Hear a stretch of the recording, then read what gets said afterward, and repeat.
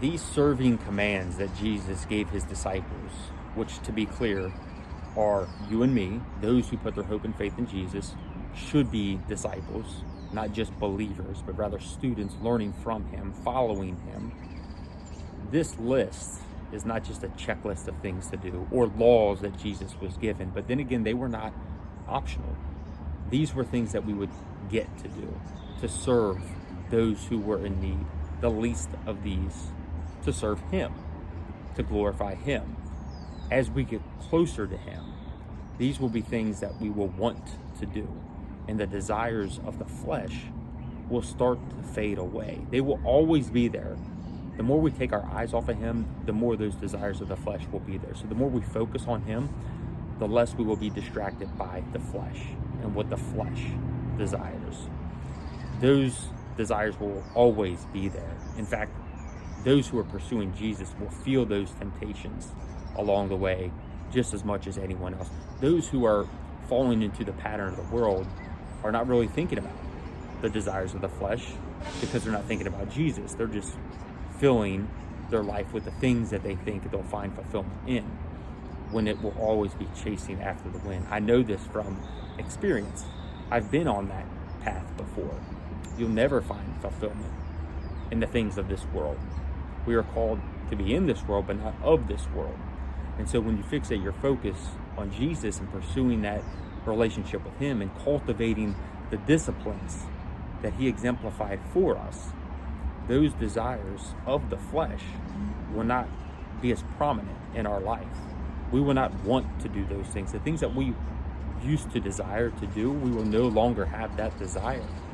I know that's been my experience. Ashamed of what I used to do, embarrassed of what I used to do, but that's gone on to being proud that I've no longer pursued those ways. Proud in the sense that that Jesus revealed that to me.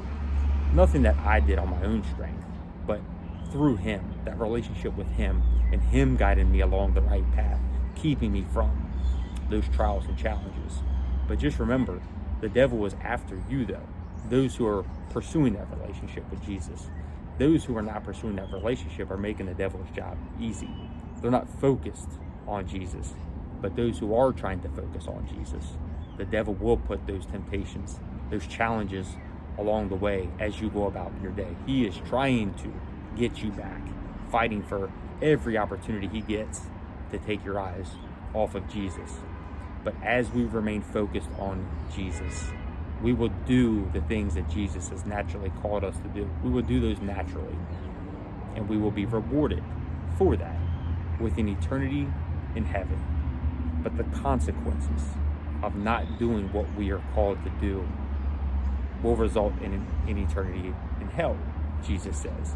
When you did not serve the least of these, you did not serve me, you did not glorify me, you were not fulfilling your purpose while you were on earth. And so think about that as you go about your day. Serving others can be scary. I get that. There are different situations where it can be scary, but that's the enemy trying to put the fear in your heart of doing the right thing. Trust God's plan. Trust his will. Trust that he has put you in situations to be a blessing to others. He has given you everything that you need to get started, glorifying him, serving the least of these. But the enemy, he'll be right there trying to distract you, trying to discourage you from doing what God has called you to do.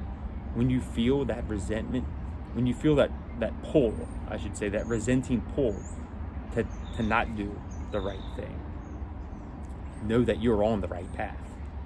But it takes discerning, spending time with God, in prayer, in meditation, in his word, in worship.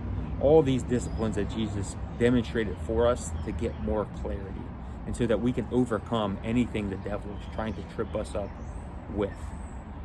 And so when you see those opportunities, and when you feel that distraction, just know that you're on the right path and step into it.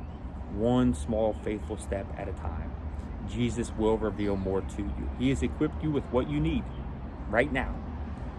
I love the quote that says, you don't have to be great to start, but you have to start to be great. So take one small step today, one small faithful step. He's equipped you, trust in that, but just know that the enemy is waiting there for you as well. Which one are you going to obey?